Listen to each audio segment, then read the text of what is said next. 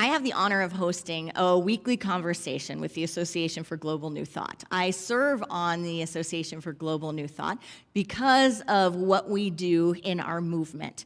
And it was one of the greatest invitations that I ever received, and it was an immediate yes when I was asked to join AG&T. I get to serve with our leader, Michael Beckwith, Reverend Dr. Michael Beckwith, and other leaders that are just incredible around our movement. And something emerged in the last year or so, and we were looking at ways to keep activity alive and still navigate these interesting times, but letting these interesting times not cause us to atrophy, but to actually empower us to expand.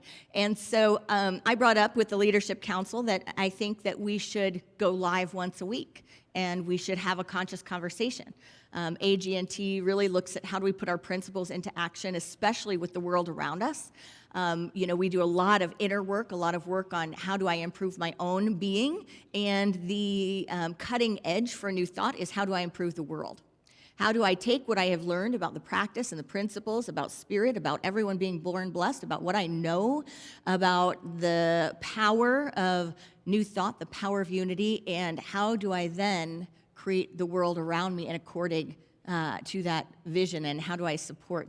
And so when I brought this up, it was funny because the conversation was pretty quick, and one of my, I would say, mentor, really good friends, kind of champions that sees me, just said, that sounds like that's yours to do, and it needs a host. And I was like, I don't think it didn't really need a host. Like my little commitment self went like, no. All it needs, let me just tell you the blueprint, all it needs is two of us to go live every week with a topic, a conversation to have. And it kind of came back to, anything that's really going to build, anything that's really good, that needs someone with commitment behind it, needs someone that's going to say, I'm going to do this, and I'm going to make sure it happens, and I'm going to be there for it. And I could just feel myself squirming, like, oh. But I know this individual very, very well. I know who he is. I know how he sees me, and I know what he knows for me. So like a child to a parent, I said, okay. And it has just been an incredible delight, because not only do we get to support spiritual communities and individuals all around the world with conscious conversations every week, but I get to have delightful conversations with the brightest and the best, the most amazing shining lights in our field every week. So this week, I had the delight of hosting David Goldberg. He used to be the editor of Science of Mind magazine, and now he serves at a Unity. He is from Science of Mind, but if you know anything about Science of Mind and Unity, we dance together very well, and sometimes we switch ministers and communities.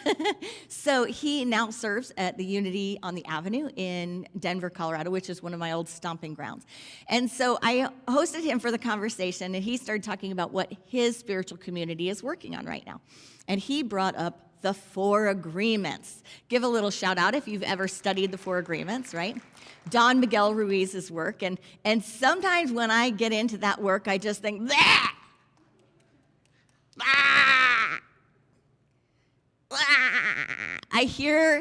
It's great. It's an incredible book. It's so beneficial, right? Have you benefited? You've clapped. You've benefited from this book. But when I hear the words, be impeccable with your word, I just...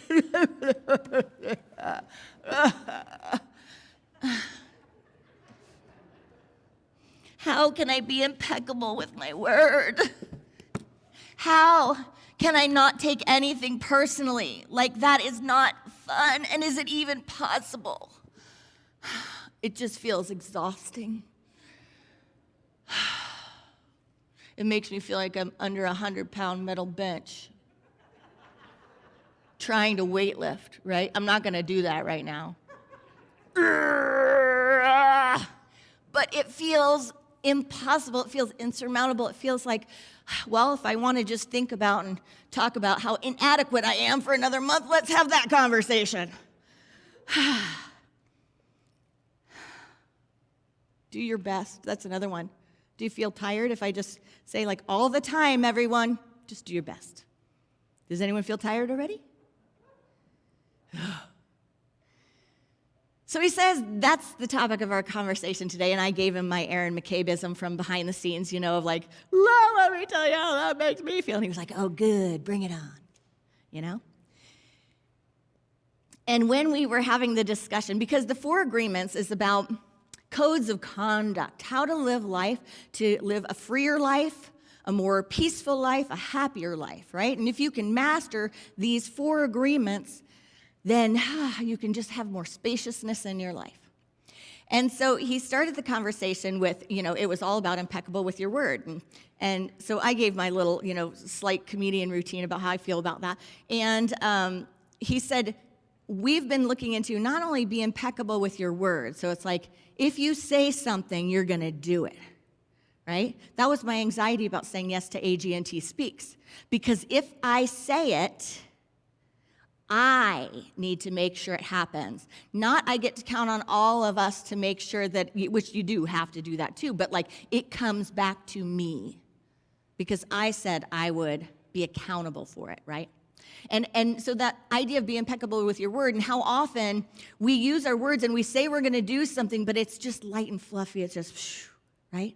And then as the conversation unfolded, it came into the conversation about character and how character is formed and how we learn about the character of each other by how we show up. Do you hear that? How we learn when people are not impeccable with their word or when their word begins to not mean anything, that can be experienced as a matter of character, right? We're always communicating. We're communicating by what we do. We're communicating by what we don't do. We're communicating by what we stand for. We're communicating by what we stay silent about.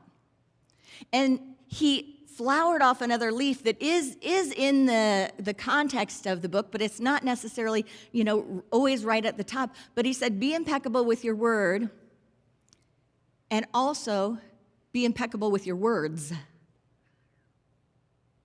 Be impeccable with your words. And I was like, ooh, now that's the one I love, though. That's the one I love. Be impeccable with your words. Because I learned a lot from be impeccable with your word. And one of the things I learned about myself, and I shared this, was that I learned that I tend to give a lot of yeses, and then I can get very overwhelmed.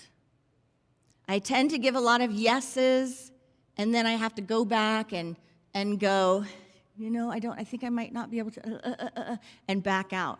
And so it was probably about 12 years ago that I was in ministry in Montclair, and I was also practicing with that book in the spiritual community, that I learned that rather than to just give an automatic yes to everything, to really check in first, and be willing to give a no. And I started to, instead of, you get a lot of invitations, right? Do you get a lot of invitations in life?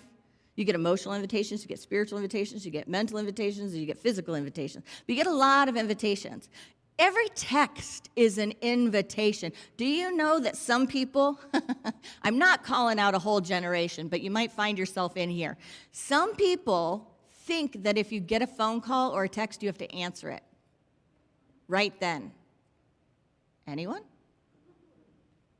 Guess what? Phones used to be on the wall. And when you left the house, they couldn't follow you. Those were the glory days. When you went camping, nobody can find you. I went to Australia and got plopped off a plane in the middle of Australia without a phone number. But now we think just because it's here, just because it's on my hip, it's in my purse, it's with me, every single time it says something, I've got to respond. Well, guess what? Welcome to having no time. Welcome to having no life.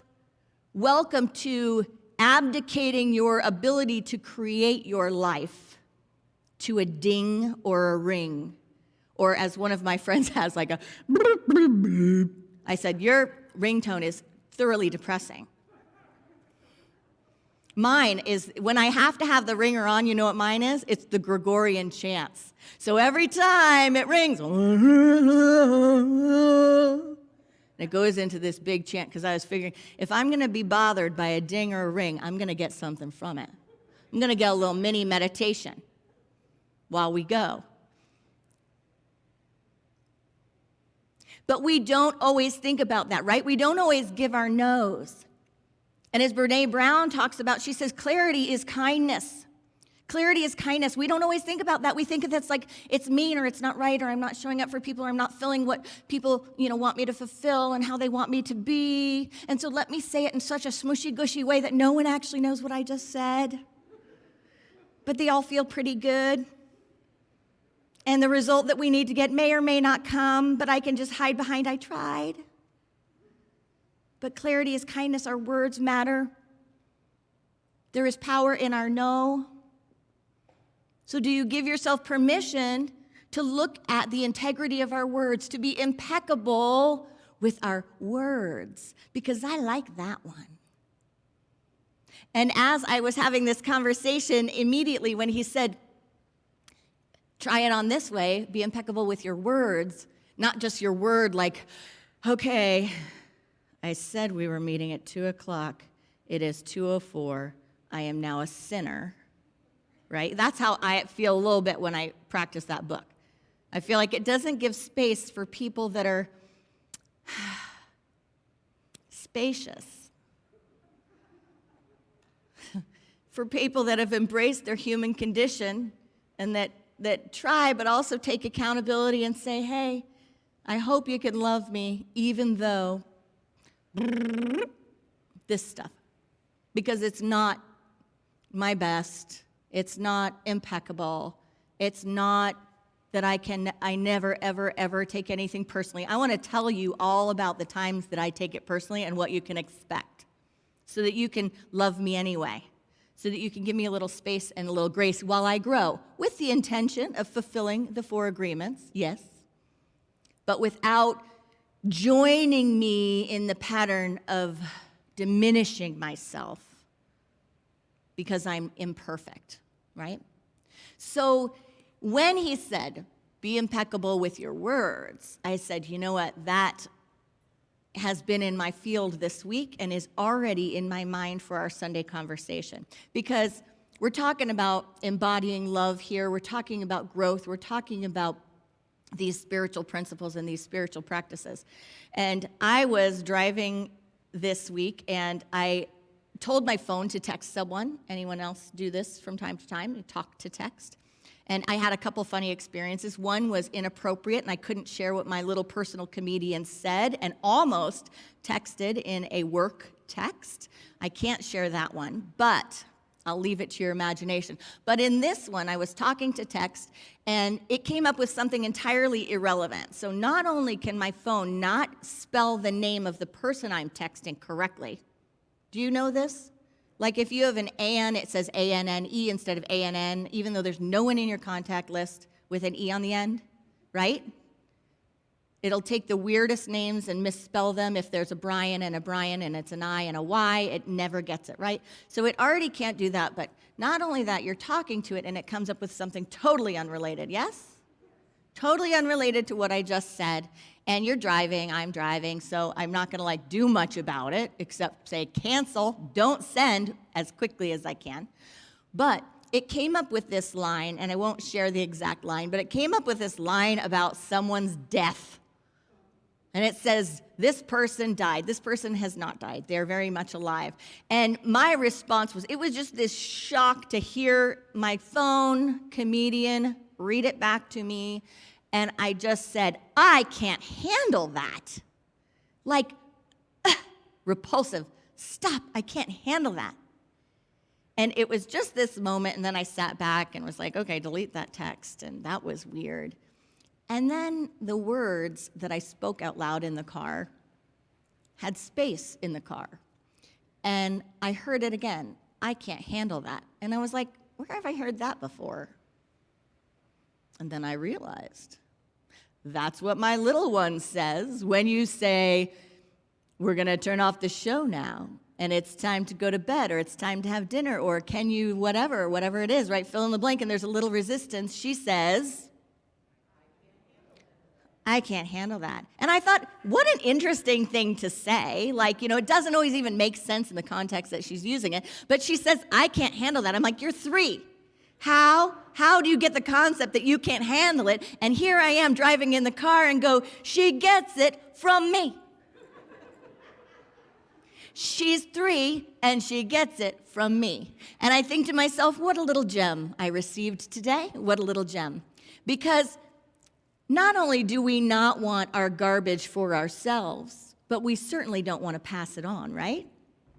So I do what my spiritual work is to do. Have you wondered what it means in Unity when we say do your spiritual work?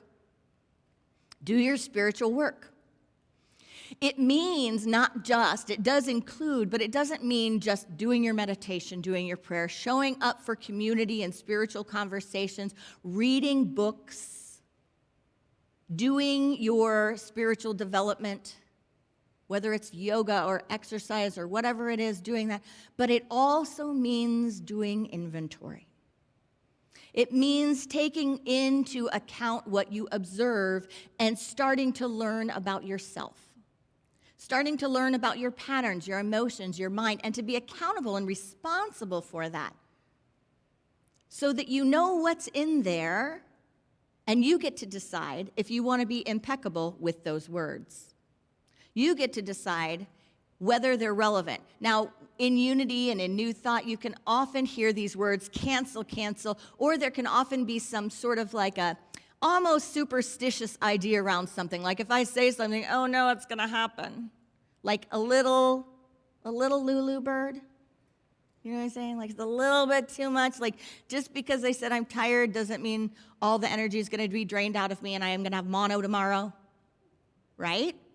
But when things are on repeat, when there's a record going, when there's a song happening and you don't even know you're singing, those are the times to listen, right? A few Sundays ago, Reverend Brenda told an incredible story in her incredible message. And part of that story was about a hit-and-run accident. And she was incredibly honest and vulnerable, which many of us probably would only do behind a curtain in confession with a priest or with someone we know we're very safe with. But she shared what happened with her about all the pain she was feeling, all of the discomfort she was feeling, all of the anger she was feeling about this hit and run that then ended in chronic years and years of chronic pain, right? And so she shared the record that went on in her mind. And you have to go back to listen to it if you want to benefit from that, because it's not mine to retell. But what she shared with us was a pattern that happens. So many of us rehearse something. And oftentimes we don't even know we rehearse it. I remember learning about this when I was younger because I would just be walking around or like getting ready for bed, and I would be looking in the mirror and I'd realize a conversation was happening in my mind. And there were other characters in the conversation, like I was talking to someone that was real and existed that I was not happy with. And I was going over it over and over again. If anyone's gone through a divorce, you may have experienced this. If anyone's gone through a difficult experience with employment, you may have experienced this. With family, you may have experienced this. With health, you may have experienced it. It may be a God conversation. It may be a conversation with yourself.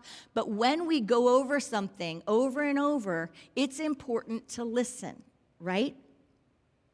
Because, like I shared last Sunday, one of my minister friends that said, don't say it if you don't want to pray it. Like he would grab your hands if you're saying something, and he would say, you want to pray on that? And you'd be like, no, stop it, don't touch me, I don't. Well, that's what you're doing.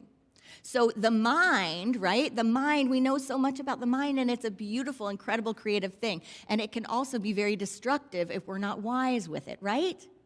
Because it takes whatever is there and whatever is said. That's why advertisements are so big and there's so much money in media and marketing and advertising, because there is so much of us that is programmable if you know how to do it right. So people study and they study and they study and they research the brain and they say, how many times do I have to say this? How many times do they have to see this until I got it in there, whether or not they wanted it?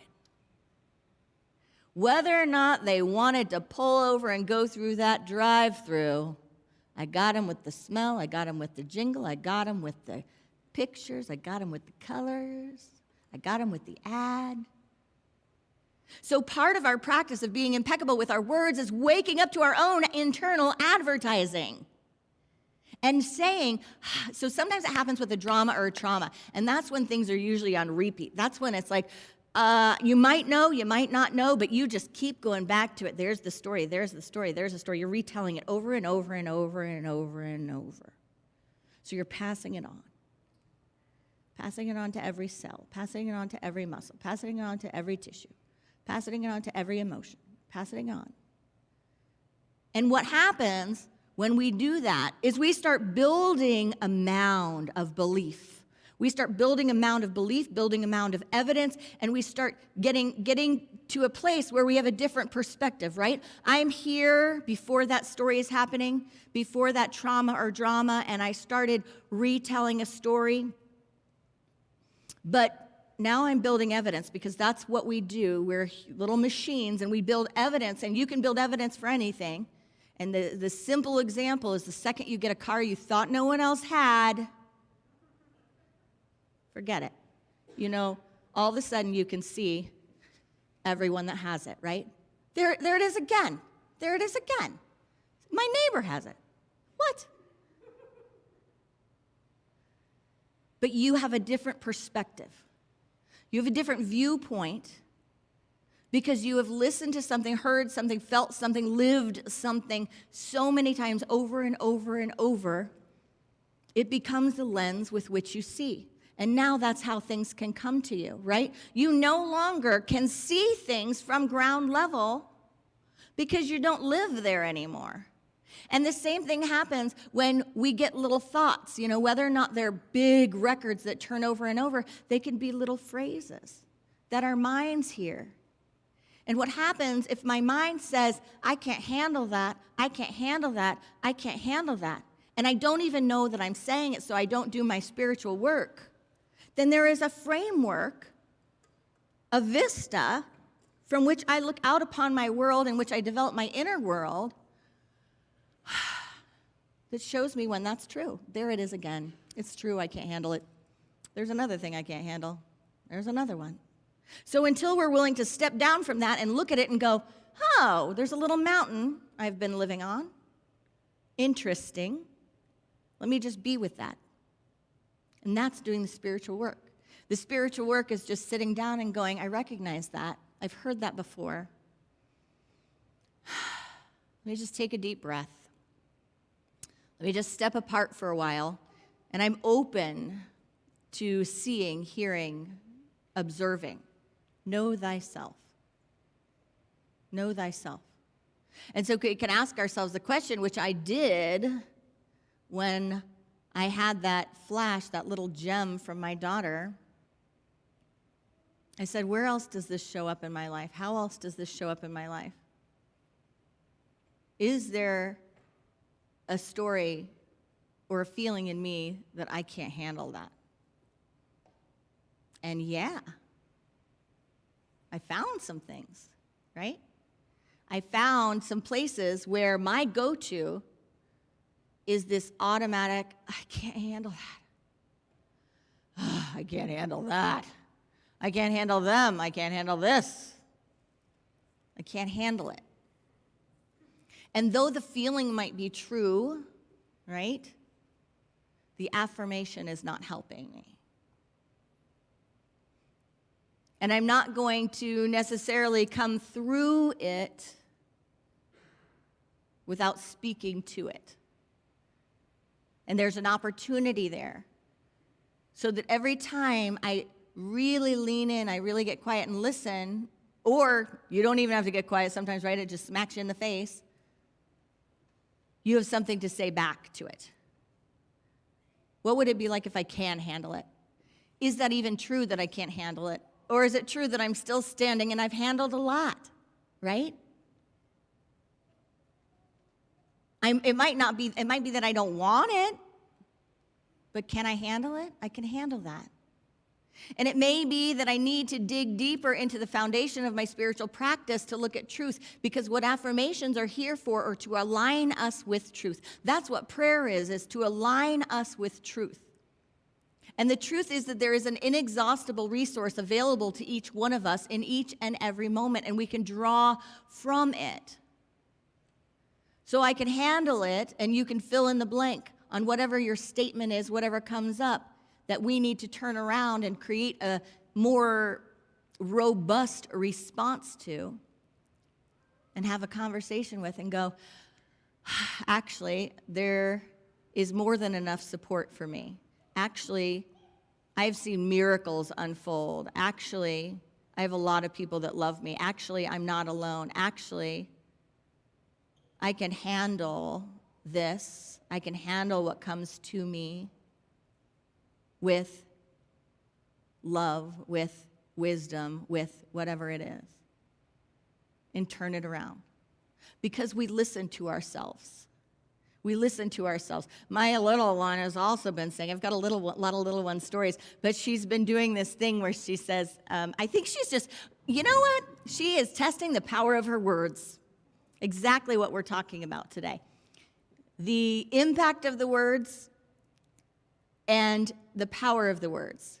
And so she has this little thing that she's doing right now where she goes to someone else, generally not to me, but to someone else behind the scenes. Usually I can press stop before they hear it. I love you and I don't love you. I love you and I don't love you. And she just gets a kick out of it, because you're like, maybe don't say that in the birthday video. Maybe you don't say I love you and I don't love you in the birthday video. But she's testing it out, right? She's feeling the power of her words, and she's getting a response based on the power. And if you know anything about, kids and how not to respond, it's like, well, don't make a big response. Just hold your breath till that one passes by. Because the more you go, oh, don't say that, that's her. But I've been talking to her about the power of our words and the imprints and how our bodies listen to our words. So when we say things, it matters. But we're often looking for ways to expand our experience, ways to improve our lives, to upgrade our lives, to grow ourselves, to deepen, to practice, to expand peace. But we often fail to open the treasure trove of self-talk.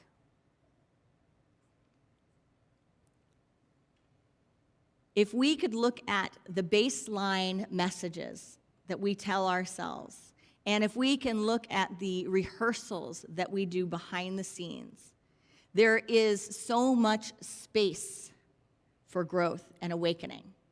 There is so much that can be uncovered. It takes a gentle, compassionate heart, right? Because we have to love ourselves through it.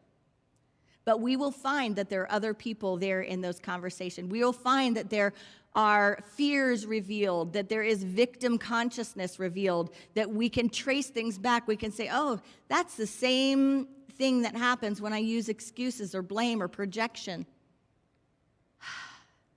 We can find that there are confidence issues, issues around food, weight, issues around parents, insecurities, issues of self-reliance, issues around conscious communication and clear communication, issues around confrontation, issues. But we can find those. And it's worth doing the work. Og Mandino says, take the attitude of a student, never be too big to ask questions, never know too much to learn something new. How about you? About me? Can we hold that perspective as a student even of ourselves so that we can do something different than we did before and move forward into our good in greater ways? So yes, we read, we study, we engage spiritually, we engage the spiritual practice, and our peace increases. But if we want to know how a lot of the real work happens, it happens because we do the work, because we engage in the practice. What do you say enough that it makes an imprint on your life? Have you looked at where and how and when these thoughts, these feelings come up? And can we give it the turnaround? Can we start aligning with truth? Because the benefit of doing this work is incredible. The universe, or God, as David Goldberg said this week in AG&T Speaks, he said, the universe is an objective medium. The universe is an objective medium. Another way to say that is it speaks in yes. Like if you want to think about it as a God concept, the God concept talks in yes. So if you say, I can't handle that, then the energy is yes. Okay, as you wish, as you wish. And then your mind starts finding more evidence for that. So the Zoom room has been diving into this question lately in the virtual sanctuary. Does God answer prayer? And I would say for today, try this on. Maybe a better question is, how does God answer prayer? How does God answer prayer? Through the incredible development of your awareness, through your insights, through your aha moments, through your own faculty of co-creation. God answers prayer through your heart, through your awareness, through going, oh, sweet one, how can you expect to handle things if you keep telling yourself you can't handle it? Speak words of truth. Speak words of light. Do the work. Do your inventory and do the work. So yes, meditation, affirmation, and prayer, but step into alignment with truth. So let's take a moment together to breathe in to our spiritual practice, to just open our hearts and our minds to seeing what's here for us to see, hearing what's here for us to hear, discovering and uncovering ways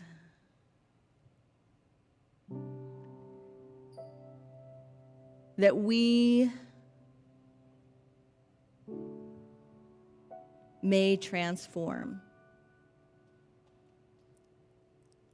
through the power of the practice, the power of insight, the power of our awareness.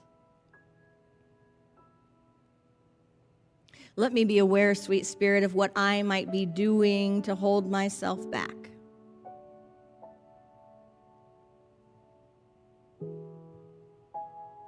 To play small or to imagine a limitation for myself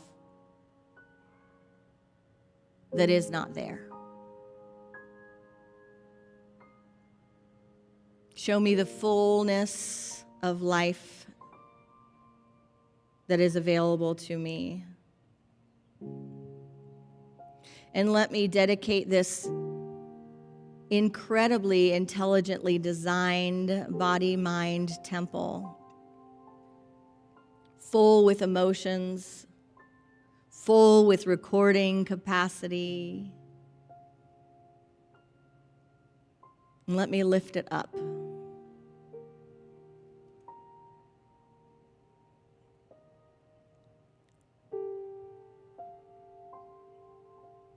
Let the words of my heart, let the meditations of my mind be whole, holy, lifted.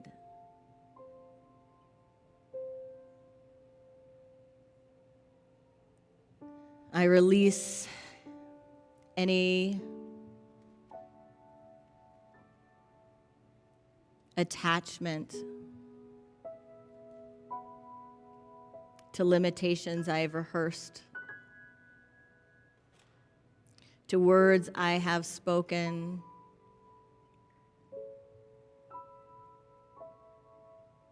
that do not honor all that I am, that do not support, that do not love.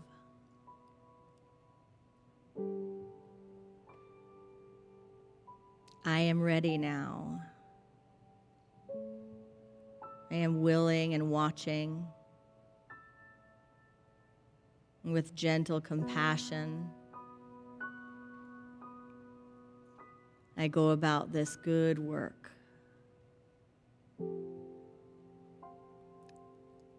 Not to fix something that's not enough or broken,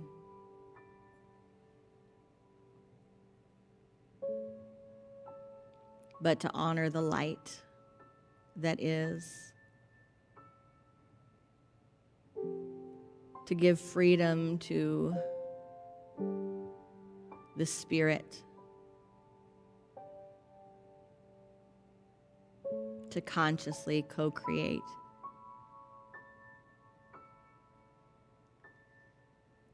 Inhaling and exhaling,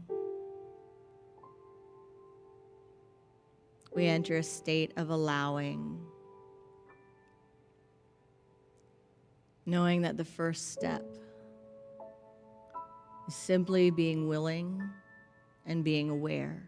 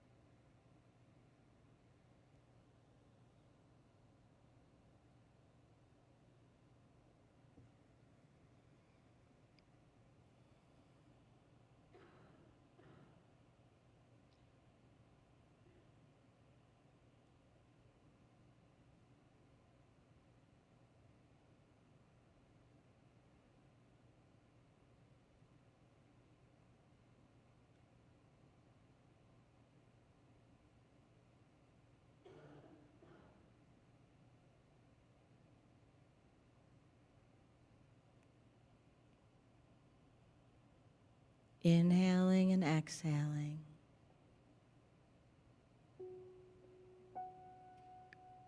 We allow the fullness of peace available to us in this moment.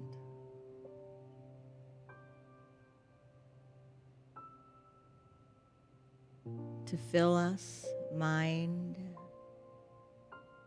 heart, body.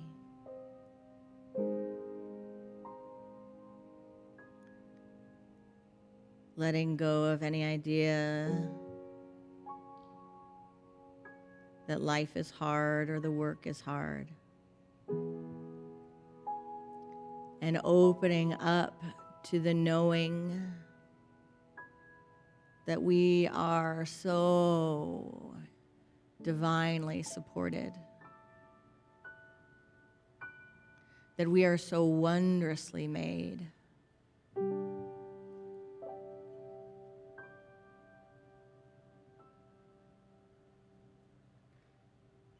That we are blessed.